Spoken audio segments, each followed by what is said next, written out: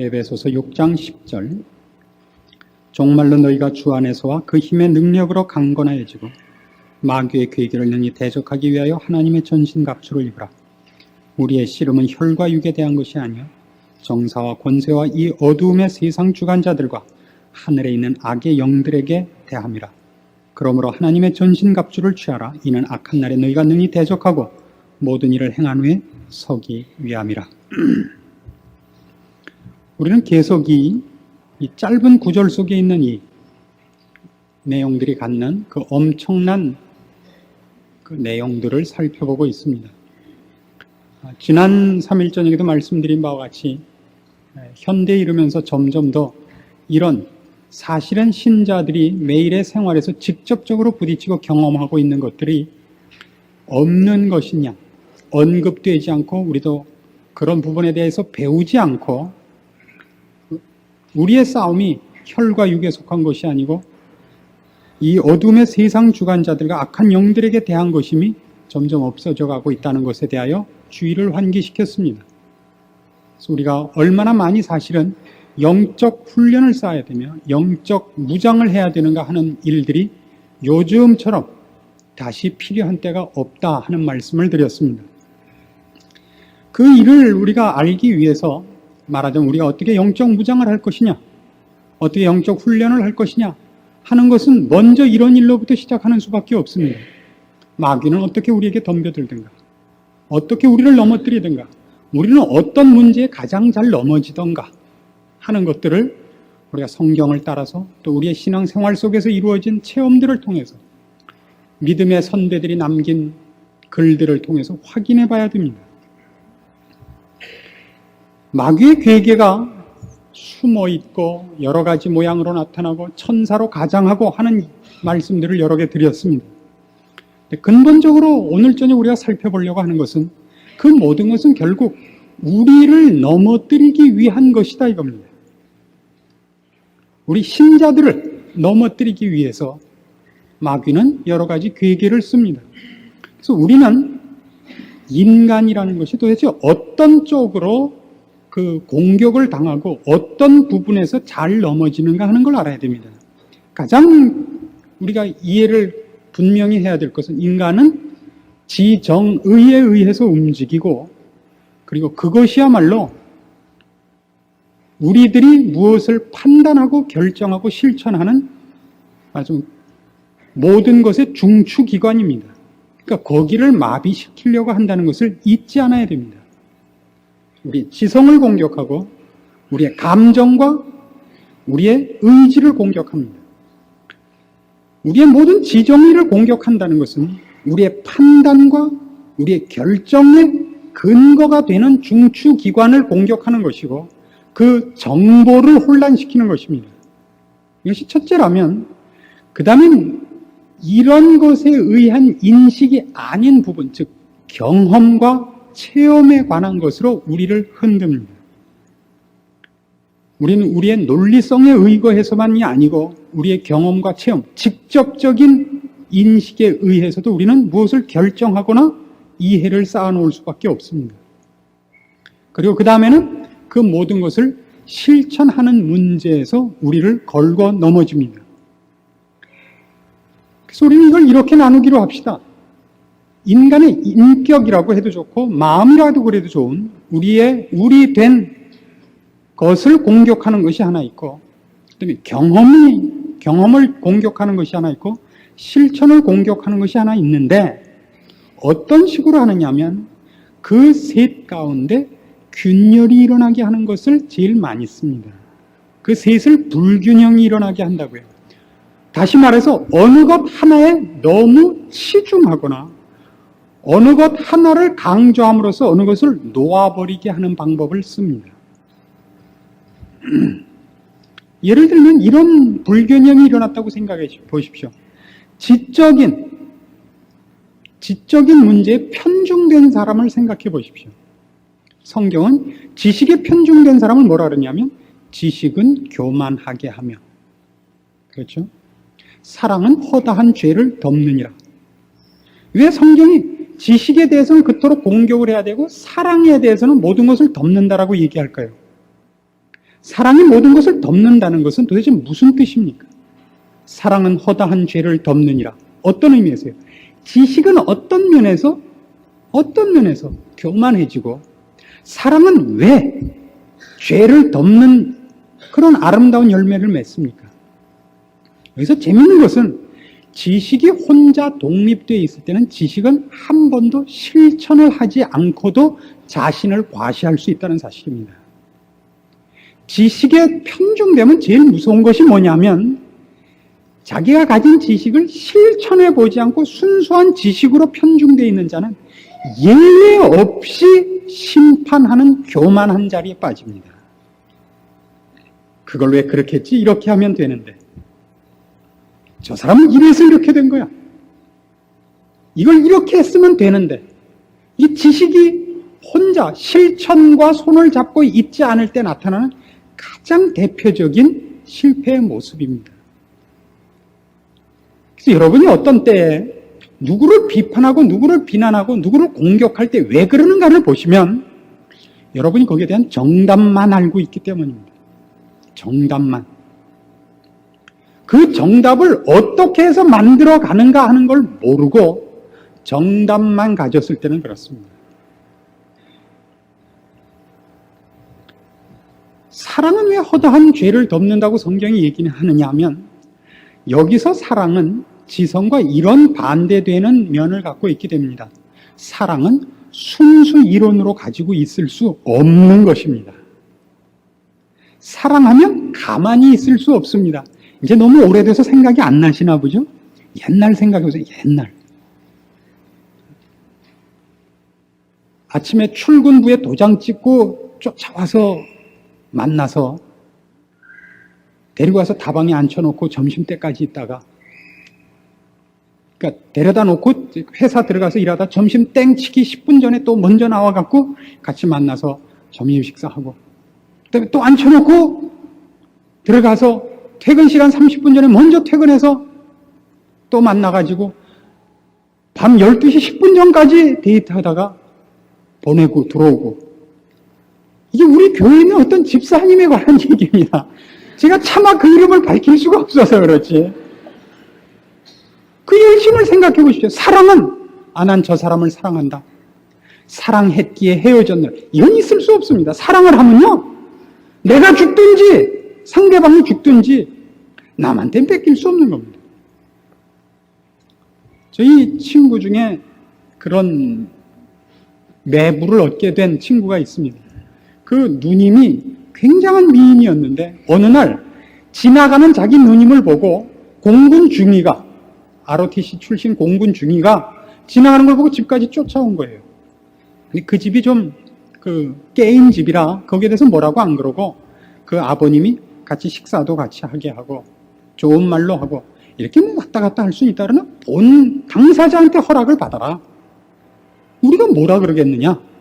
근데 그 누님은 이제 뭐 공부도 잘했겠다. 이제 키도 저같이 크겠다. 뭐 꿀릴 게 없고 찾아온 사람은 주 목사님 비슷하게 생기셨고 그러니까 밸런스가 안 맞으니까 흥흥하고 있었던 거죠. 어느 날 그냥 와서 그러면 씩 웃고 가고 그러더래요. 한 달쯤 있다가 어느 날 아침 식사를 하고 있는데 쳐들어왔더래요. 들어오더니 이렇게 일찍 웬일인가 하니까 좀 중요한 일이 있어서 왔습니다. 그랬더니 부시럭부시럭하더니 권총을 탁 꺼내서 머리에 딱 겨누더래요. 아버님 어떻게 하실 겁니까? 그러더래요. 그래서 준다 줘. 그래서 지금 행복무쌍하게 살고 계시답니다. 그렇게 열심히 쫓아다니면 가는 게 좋습니다. 그렇게 열심히 남자가 그렇게 열심히 부리면 그 남자하고 결혼해하고 절대 손해보지 않습니다. 저를 보거나 누구를 봐도 그렇습니다. 사랑은 가만히 있지 못합니다. 사랑은요 말로 하지 않습니다. 말로 하면 네가 틀렸다만 나와요. 사랑은 그가 틀린 것을 회복하고 고치고 또 그렇게 되게 하기 위해서 자기까지 그 사람 편을 드는 걸 얘기합니다. 고린도전서 13장을 묵상해 보십시오. 그게 몽땅 무슨 얘기인가? 사랑은 오래 참고 무례히 행치 아니하며 성내지 아니하며 자기의 유익을 굳이 아니하며 모든 것을 바라며 모든 것을 견디며 모든 것을 믿으며 이게 모두 행동이라고요, 행동. 이것과 떨어져서 지식이 혼자 다니면 너는 이래서 안 됐지, 너는 이래서 안 됐지, 너는 이래서 틀렸지, 이랬으니까 이렇게 됐지 밖에 안 나온다고요. 그런데 재미있게도요, 교회사적인 추적을 해보면 2000년 기독교 역사에 중간중간에 대각성운동도 있고 부흥운동도 있고, 말하자면 뭐 대표적인 운동으로는 이런 개혁운동도 있고 그렇습니다. 그런 운동이 일어날 때는 1차적으로 어떤 일로부터 출발을 하냐면 성령님께서 새로운 지식, 영원한 지식에 대한 새로운 조명을 주시고 이해를 주십니다. 맞다, 이거다. 루터가 깨달은 것 같이, 웨슬레이가 깨달은 것 같이, 이거다 하는 강한 깨우침, 전혀 새로운 깨우침. 바울이 다메섹을 향하여 가다가 주님을 만났을 때 본 것 같은 빛나는 빛, 음성을 듣는 겁니다. 말하자면. 그런 대단한 깨우침이 있어요. 이게 아니다. 주님이 원하시는 건 이거다. 성경이 말씀했던 건 이거다를 깨닫습니다. 그리고 그것이 곧 어떻게 되느냐 하면 그의 마음을 휘어잡습니다. 하나의 지식으로 남아있는 것이 아니라 그 일을 하지 않는 한 만족하지 못해 그를 불태웁니다.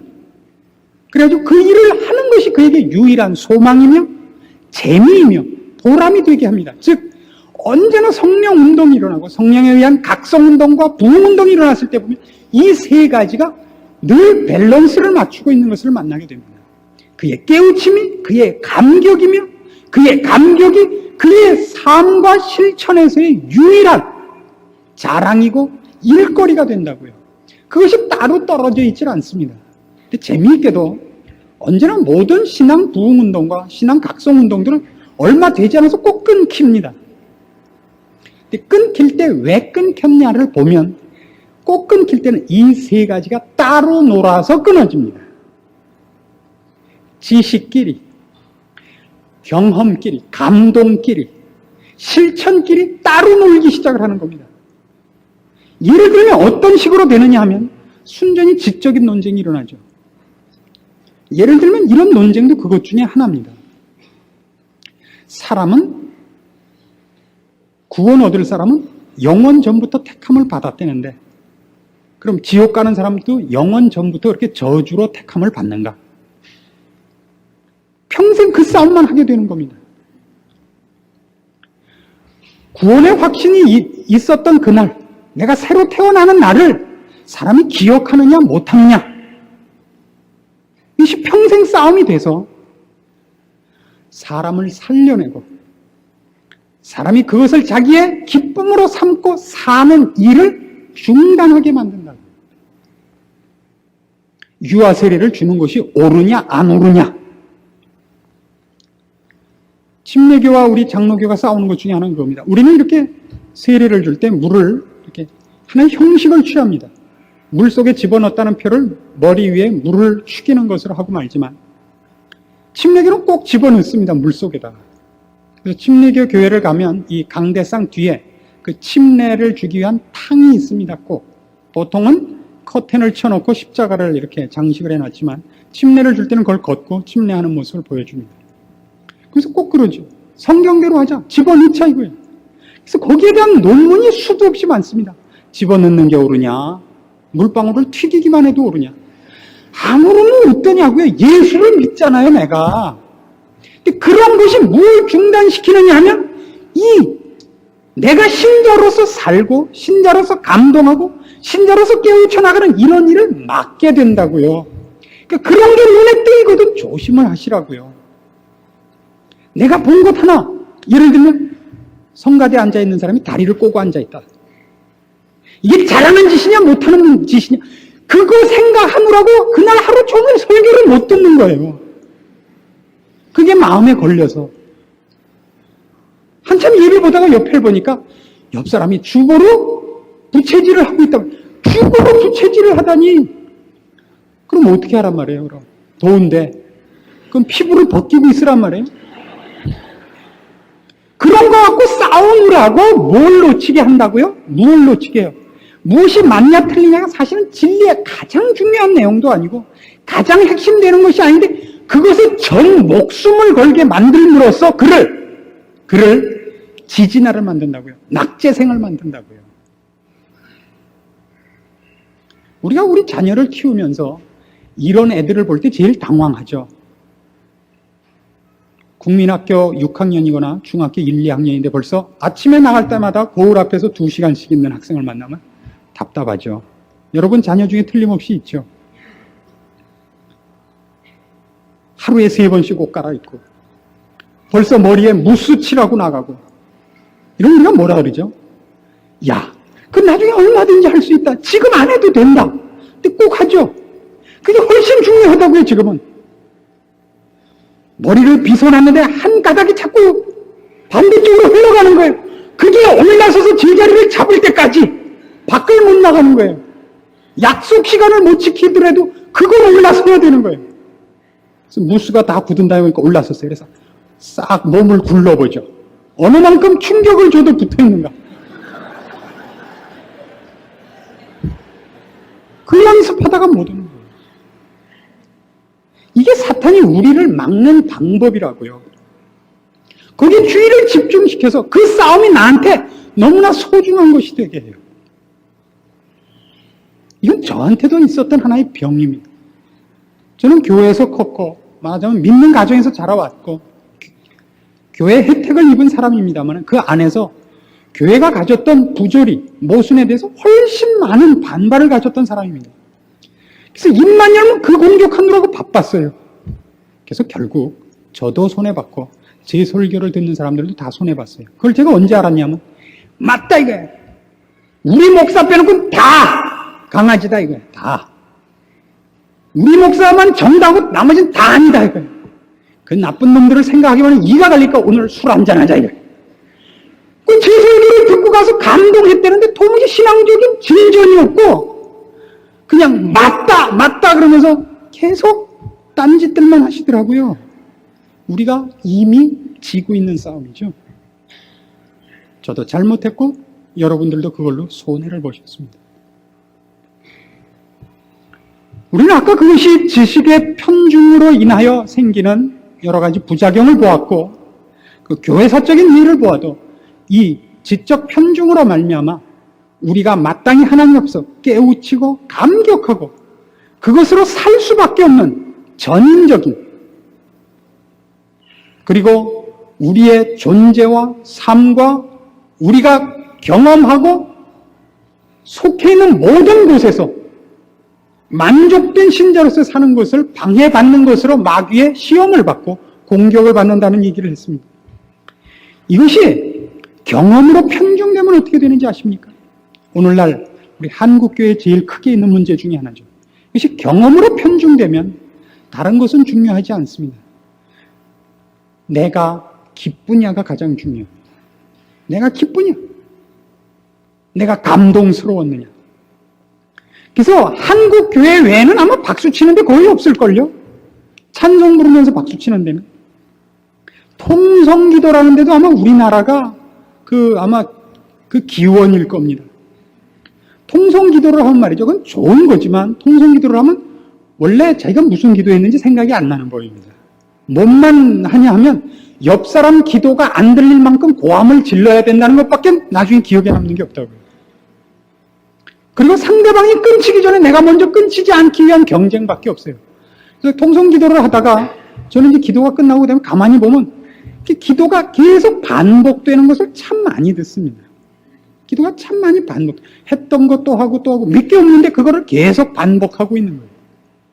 제가 통성기도를 나무라는 것이 아닙니다. 우리가 무엇으로 우리 전체 신앙의 내용들과 자라남과 균형 맞추어서 쌓아야 될 것을 빼앗기고 있느냐 할 때 이런 것도 하나의 문제라고요. 근데 그것이 우리에게 처음 찾아오고 또 계속 될 때도 그게 얼마나 기쁩니까? 주를 만난 기쁨, 찬송을 하는 그 감격, 그런 것들이 얼마나 대단한 겁니까? 그것이 틀린 것이 아니라는 데 이 무서움이 있습니다. 거기에만 매어 달려있게 해서 매일 그 기쁨과 그 감격만 반복을 하려고 그러는 거예요. 무엇을 쌓아가지 않고 희열만 가지려고 하는 걸 뭐라냐면 쾌락을 쫓는다 그러는 겁니다. 뭘 쌓아가는 것 없이 진정한 목표를 설정해놓고 목표로 내가 나아가는 것으로 보람과 감격이 있는 것이 아니라 기쁨만으로 나를 채워서 속이고 싶은 것을 쾌락을 찾는다 그래요. 그럼 그게 나중에 뭘로 가냐면 마약으로 가죠. 주사 맞으면 그냥 기쁜데요. 허공에 떠 있는 것 같고 구름 위에 있는 것 같고 손오공하고 놀고 있는 것 같더라고요. 굉장히 무서운 그러니까 시험 중에 하나입니다. 우리의 그 감동이 나로 하여금 무엇을 결심케 하고 무엇을 실천케 하며 어떤 새로운 시각을 갖게 하는가 여기까지는 늘 이렇게 조화 있게 해야 되는 것입니다. 실천으로 편중된다는 것은 여러분이 별로 어떤 의미인가 하는 것이 감이 안 잡히겠습니다만은 실천으로 편중되는 것은 이겁니다. 극단적인 열정에 빠지는 겁니다. 일을 하는 것이 전부인 사람이 되는데 여기서 실천에 편중된다는 건 무엇을 의미하느냐 하면 그 일을 한 것이 본인의 자랑이 되어서 그렇지 않은 사람들을 시험 들게 하고 심판하는 자리에서는 행위주의자, 인본주의자를 의미합니다.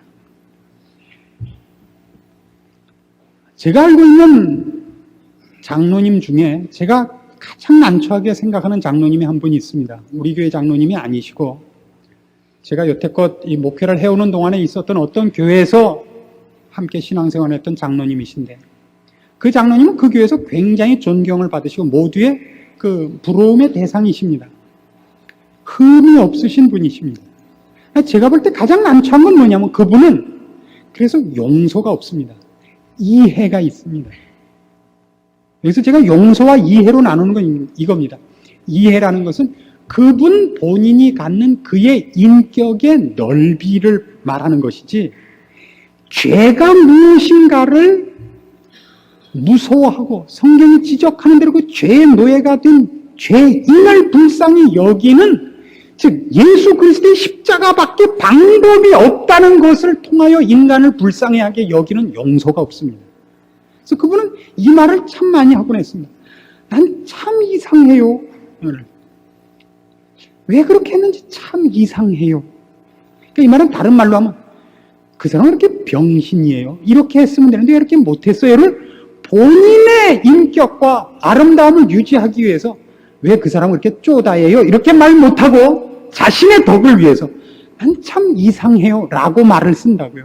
그건 온유도 아니고 겸손도 아닙니다.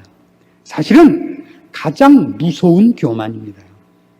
근데 그분이 장로님이시고 한국교회에서는 그런 스타일의 신앙인을 좋아합니다. 죄가 무엇인지를 인식하는 사람, 하나님의 사랑을 인식하는 영적인 차원에서 안목을 갖고 용서하고 기다리는 사람이 아니라 그런 실천력이 있고 노력하고 완벽하고 한 도덕 군자를 훨씬 점수를 줍니다. 이게 제가 말하는 실천에 편중된 것입니다. 우리가 이 세 가지 문제를 놓고 볼 때 이런 걸 보면 됩니다. 그럼 나는 지금 지식에 편중된 것이 아닌가? 나는 그럼 지금 너무 경험에 편중되어 있는 것은 아닐까? 너무 감동에 가 있는 건 아닐까? 나는 너무 실천 위주로 돼서 혹시 교만한 것은 아닌가? 이런 질문을 스스로 하셔야 되고 그런가 그렇지 않은가를 성경에 의한 판별식을 갖고 있어야 됩니다. 말하자면 여러분이 어느 것을 갖고 감격을 하시든 간에 그것이 하나님을 더 가까이 하려는 거룩으로 가는 열심을 자극하느냐 하는 것이 하나의 판별식입니다. 그것이 지식이든 경험이든 실천이든지 간에 그 모든 것이 여러분은 하나님을 가까이 하려고 하고 하나님께 가까이 가기 위하여 거룩을 채찍질할 수밖에 없는 것으로 여러분을 몰아가느냐예요. 그것이 없으면 여러분은 어딘가에 편중되어 있고 그것을 여러분은 자랑을 하고 있는 것이고 거기에 편중되어 앉아서 사실은 해야 할 일을 안 하고 있다. 이렇게 분명하게 확인할 수 있습니다. 이 말을 꼭 명심하십시오. 그것이 뭐래도 좋습니다. 하루에 성경을 50장씩 읽는 거라도 좋고, 전도를 50명씩 하는 거라도 좋고, 선교사를 50명씩 후원하는 거라도 좋고, 새벽 기도를 매일 나오고 철야하는 거라도 좋습니다. 그 모든 것에서 그것이 나로 하여금 하나님을 가깝게 하고 싶은 그 욕심 때문에 나를 거룩해 하는 채찍질로 그것이 이용되든가라고 물으시라고요. 그렇지 않으면 여러분은 마귀의 괴계에 빠져 있는 것입니다. 마귀는요, 우리가 한 기도를 갖고도 우리를 넘어뜨리는 자예요. 저희는 자기 상을 이미 받았느니라. 마태복음 6장에서 우리가 분명히 확인합니다. 너희는 저들이 하는 것 같이 하지 마라. 저들은 자기 상을 이미 받았느니라. 뭘 했는데도요? 구제했는데도. 뭘 했는데도요? 기도했는데도. 또 뭘 했는데도요? 금식을 했는데도. 그건 하나님께 상달이 된 것이 아니라 사람에게만 보여진 일이라고 구중을 들었습니다. 그때 많은 사람이 나더러 주여 주여 우리가 주의 이름으로 선지자 노릇하며 주의 이름으로 귀신을 쫓아내며 주의 이름으로 많은 권능을 행치 아니하였나이까 하리니 내가 그때 저희에게 밝히 말하되 내가 너희를 도무지 알지 못하노니 불법을 행하는 자들아 내게서 떠나가라 하리라. 이겁니다. 성경이 우리에게 요구하는 것은 그 모든 것이 있죠. 거룩의 진전이 없다면 그것은 우리에게 일어나지도 않고 우리에게 요구하지도 않는다는 것입니다. 성경에 있는 모든 내용들은 그걸 위해서만 존재하는 것입니다. 우리를 하나님께 가까이, 우리를 거룩해 하는 것으로 그것과 상관없는 것이라면 그것은 다 가짜입니다. 두 번째로 우리가 그 판별식으로 알 수 있는 것은 이렇게 하나님께 나를 가까이 하고 거룩해지기 위해서 가장 중요한 문제, 나를 복종시켜 나를 부인하고 십자가 아래 파묻는 작업이 있느냐 이겁니다. 예수 그리스도께서 가신 길을 뒤쫓는 나를 부인하는 작업, 나를 십자가 아래 파묻는 작업이 있느냐라고 묻는 것입니다.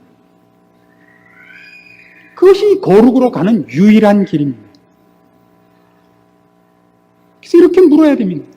내가 나보다 남을 낮게 여기느냐. 그게 가장 물어봐야 될 중요한 겁니다. 내가 하늘에 썩는 미랄이 되고 있는가? 썩는 미랄은 말이죠. 땅 속에 이미 파묻었기 때문에 안 보이는 거예요. 근데 우리는 어떻게 하냐면 이제 곧 썩으려고 하는 이 미랄을 와보라. 이렇게 70년 동안 광고하고 이제 땅에 썩힐 미랄, 결심한 미랄 이렇게 유리병에 넣어가지고 치장을 해서 모든 오는 성도들에게 재는 거예요. 이 미랄을 보라. 땅에 파묻기로 한 이 미랄을 보라. 영원 무궁토록 박물관에 보존하지 파묻지 않아요. 그걸 여러분에게 물어보십시오. 내가 나를 파묻고 있는가? 파묻혀 있는가 보시라고요. 내가 시체인가 물어보시라고요. 시체는 고통이 없습니다. 시체는 자존심이 없습니다. 시체는 남에게 인정받지 못합니다. 그걸로 자기를 확인해야 됩니다. 그게 거룩으로 가는 길입니다. 세 번째 판별식은 이겁니다.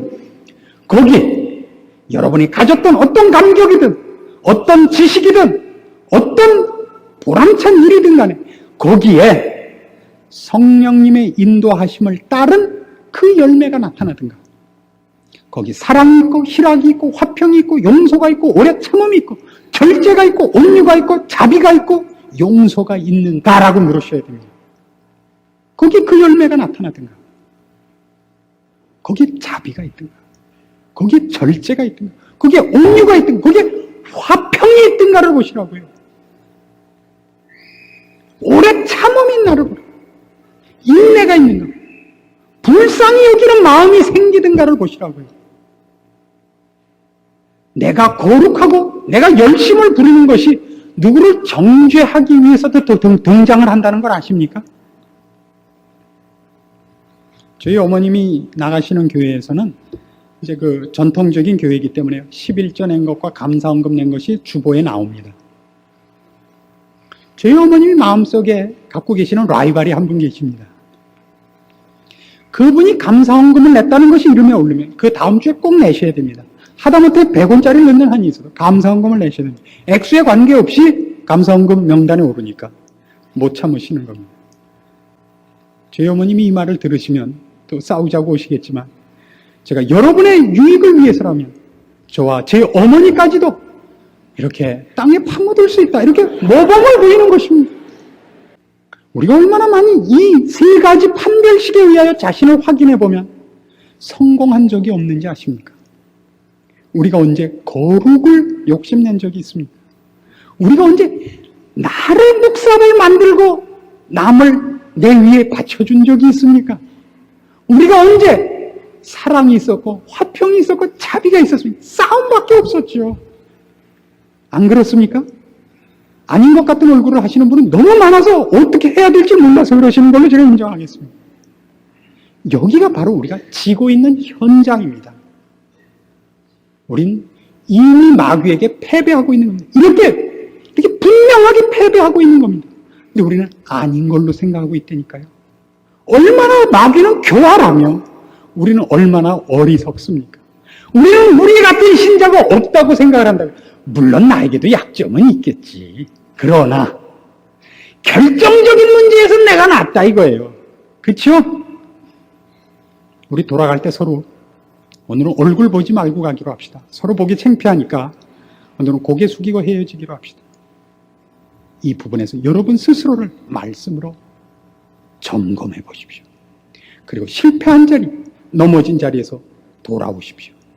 이 세 가지 시험을 늘 놓고 기도해서 여기에서 늘 이기며 매일 신앙생활을 이걸로 자신을 점검하기로 하고 그래서 정말 피눈물 나는 기도를 애절한 기도를 하시는 여러분이 되기를 바랍니다. 성경은 우리에게 이것만을 요청합니다. 애통하는 자가 되라. 의에 줄이고 목마른 자가 되라. 여러분의 자존심과 욕심에 줄이고 목마른 자가 되지 말고 말입니다. 기도하십시다. 하나님 아버지 은혜를 감사합니다. 우리의 미련한 것과 더디 있는 것과 연약한 것과 그리고 이렇게 사탄에게 다시 붙잡혀서 감옥 생활하고 있는 줄도 모르고 살고 있는 이 어리석은 것을 용서하여 주시옵소서. 오늘 주께서 우리에게 말씀하사 우리가 지금 어디 잡혀왔으며 무슨 짓을 하고 있으며 어떻게 세월을 낭비했는가 지적하셨사오니 이제는 지혜 있는 자같이 각성하고 세월을 아끼고 성령 충만을 구하여 주께서 요구하는 길 거룩한 길로 매진하며 나를 켜복종시키며 십자가 아래 나를 파묻는 일을 하게 하사 주께서 부르신 상급 걷게 하신 보람찬 길 승리와 찬송이 있는 인생을 누리게 하여 주시옵소서. 그 승리를 주시옵소서. 예수님의 이름으로 기도합니다. 아멘.